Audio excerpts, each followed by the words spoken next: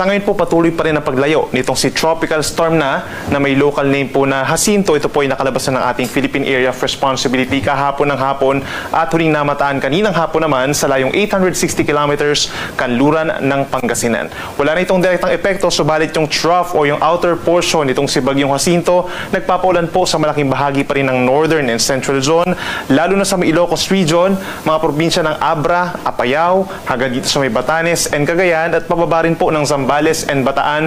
Sa mga susunod na oras, asahan po yung mga kalat-kalat na ulan pa rin and mga thunderstorms.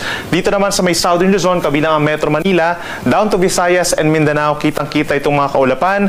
Associated pa rin po sa southwest monsoon or hanging habagat at mataas pa rin ang tsansa ng ulan. Dito pa rin po sa malaking bahagi ng Mimaropa, Western Visayas, Negros Island region at kitang-kita rin po yung makakapal na ulap associated with thunderstorms. Dito po sa may Soxargen, Davao region and Caraga region, make sure na meron tayong dalang payong kung lalabas po ng bahay ngayong gabi at mag-ingat din sa banta ng mga pagbaha at pagbuho ng lupa.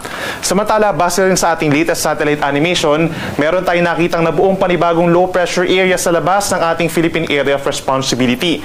Nasa higit 1,400 kilometers po ito, silangan ng Southern Mindanao at base sa ating analysis, napakaliit pa ng tsansa na ito'y maging isang ganap na tropical depression din or mahinang bagyo sa susunod na 3 araw. Subalit patuloy natin itong imamonitor po dahil sa posibleng pagpasok din ito sa ating PAR sa susunod na 24 oras.